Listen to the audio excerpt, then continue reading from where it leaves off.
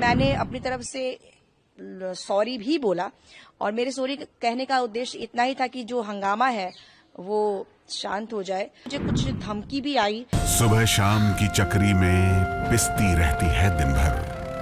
माहवारी की पीड़ा हो या बीमारी की तकलीफें, किस्मत का लिखा है शायद, ये सोच के सब सह जाती है। मुख्यमंत्री भगवंत सिंह मान महिलाओं की इस पीड़ा को समझते हैं, इसलिए पंजाब के हर जिले में आयोजित हो रहा है महिलाओं के लिए फ्री हेल्थ कैंप, जहां उन्हें मिलेगा बेहतरीन परामर्श और इलाज, ताकि महिलाएं रहें पूर्ण रूप से स्वस्थ। जो कि मैंने अपने जो फेसबुक पे है, कुछ लोगों ने कहा कि देवी तुम सुधर जाओ, नहीं तो गांधी जी जहां पहुंच गए हैं तुम वहीं पहुंच जाओगी।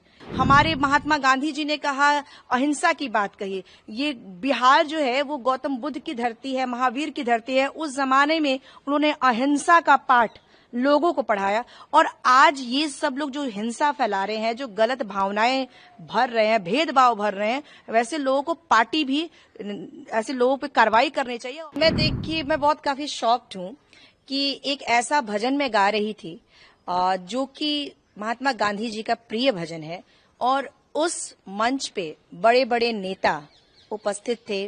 माननीय अश्विनी चौबे जी जो इस प्रोग्राम के ऑर्गेनाइजर थे, साथ ही साथ CP Thakur ji, deputy CM Vijay Kumar Sinha ji, Sanjay Paswan ji, Shahnawaz Hussain साहब जैसे लोग वहां उपस्थित थे। और कुछ लोगों ने हल्ला किया। उस टाइम तो हमें पता नहीं था कि कौन लोग हैं, लेकिन अभी पता चल गया है कि कौन लोग थे। वो एक हिंदू पुत्र संगठन है, उसके अध्यक्ष हैं नागेश सम्राट। तो इन लोगों का ग्रुप था ये हिंदू पुत्र संगठन। इन लोगों ने ही शोर मचाना शुरू किया जब ये लाइन आई कि ईश्वर अल्लाह तेरो नाम। इस पे उन लोगों ने काफी शोर मचाना शुरू कर दिया और उसके बाद मंच पे बैठे सारे जो नेतागण थे वो भी हरकत में आए। उन लोगों को भी समझ में नहीं आया कि किस तरह से पब्लिक को हैंडल किया जाए। कुछ लोग मेरे पास आए, उन्होंने कहा कि आप कुछ सॉरी बोलिए, शायद पब्लिक उससे मतलब थोड़ा काम हो जाए। और मुझे भी लगा कि जिस तरह से पब्लिक उग्र हो रही थी, मुझे इस बात का भय लगा कि अब ऐसा ना हो कि इस प्रोग्राम में तोड़फोड़ शुरू हो जाए या मारपीट हो जाए। इसलिए और अश्विनी चौबे जी ने मुझे एक सम्मान के लिए वहां बुलाया था, अटल विशिष्ट सम्मान, जो कि मैंने जस्ट उस भजन गाने से पहले वो मुझे डिप्टी सीएम साहब ने मुझे दिया था। तो मुझे कहीं ना कहीं ऐसा लग रहा था कि मैं नहीं चाह रही थी कि इस प्रोग्राम का स्वरूप ज्यादा बिगड़े, इसलिए मैंने अपनी तरफ से सॉरी भी बोला और मेरे सॉरी कहने का उद्देश्य इतना ही था कि जो हंगामा है वो शांत हो जाए। लेकिन मैं अभी इस बात को, जो मैंने सारी बातें देखी, उसमें मुझे लगता है कि जो इतने बड़े दिग्गज नेता गण वहां उपस्थित थे, उनकी उपस्थिति में इस तरह की हरकत कुछ लोगों ने की है, तो इस पे कड़ी से कड़ी कार्रवाई करनी चाहिए। कि ये कैसे हो सकता है कि ये भजन जिसको महात्मा गांधी जी ने पास किया हो, ऐसा भजन जो हर पॉलिटिकल प्रोग्रामों में लोग इसको गाते हैं, सुने जाते हैं, उस पे कुछ लोग आपत्ति करें तो उस पे जो है कड़ी से कड़ी कार्रवाई करनी चाहिए। आपकी जो वीडियो वायरल हो रही है जिसमें आप पूरा गाना गाती हो और बीच में जब लाइन्स आती है कि ईश्वर अल्लाह तेरो नाम, और उसके बाद एक साउंड पीछे का मॉब का सुनाई देता है, फिर कुछ लीडर्स आते हैं आपको कहते हैं कि सॉरी जैसा कुछ कह दीजिए, तो आप क्या सोचती है, ये सॉरी कहने जैसी गलती थी या क्या एग्जैक्टली? नहीं, देखिए, इस गाने के लिए तो मैंने कभी सॉरी मैं बोल ही नहीं सकती हूँ, क्योंकि ये गाना, ये जो भजन है वो तो मतलब इसमें कैसे सॉरी कर सकते हैं? ये तो मतलब देश को एक अच्छा संदेश देता है। इसके लिए मैंने सॉरी नहीं बोला। मैंने सॉरी इसलिए बोला क्योंकि मुझे ऐसा लग रहा था कि पागलों का झुंड मेरे सामने है और आपके सामने अगर आप पागल आ जाए तो आप कुछ भी करके उनसे हैंडल करेंगे उसको।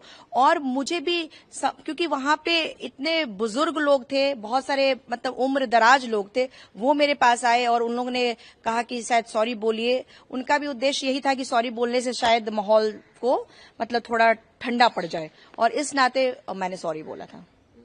उस दिन की घटना के बाद ऐसे कुछ है कि आपको कुछ उसका इम्पैक्ट देखने मिला आपके करियर पे या ऐसे कुछ? देखिए, कुछ लोगों ने मतलब मैं बताऊं कि मुझे कुछ धमकी भी आई, जो कि मैंने अपने जो फेसबुक पे है, कुछ लोगों ने कहा कि देवी तुम सुधर जाओ, नहीं तो गांधी जी जहां पहुंच गए हैं तुम वहीं पहुंच जाओगी।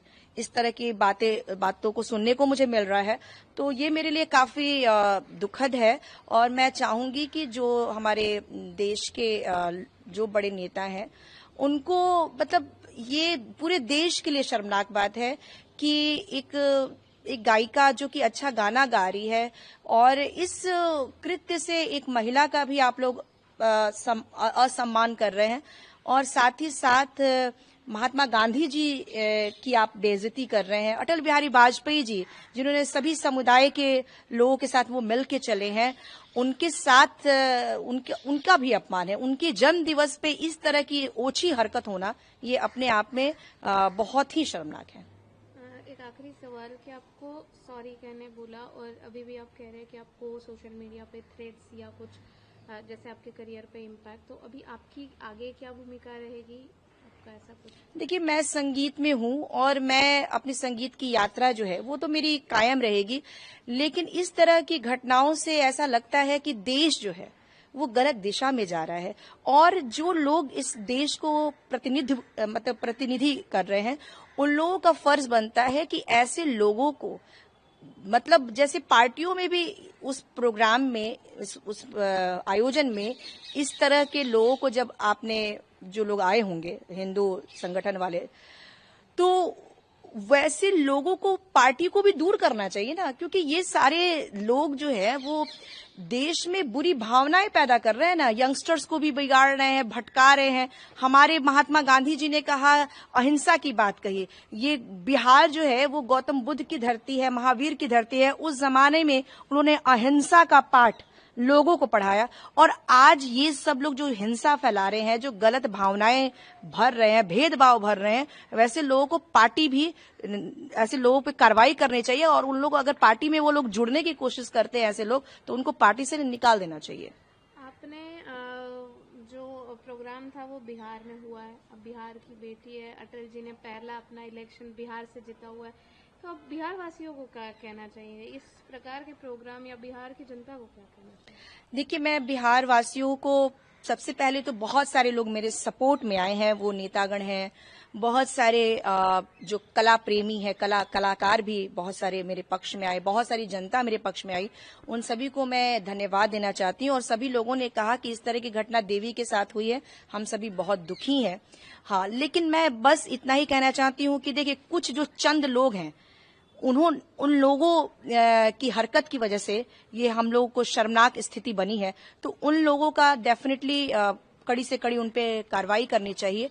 और वैसे मैं आप सभी को सच्चाई यही है कि मेरे चाहने वालों की संख्या बहुत ज्यादा है और इन 2-4 लोगों के हंगामा करने से या हल्ला मचाने से कुछ ऐसा नहीं है कि मेरे ऊपर कोई असर होने वाला है।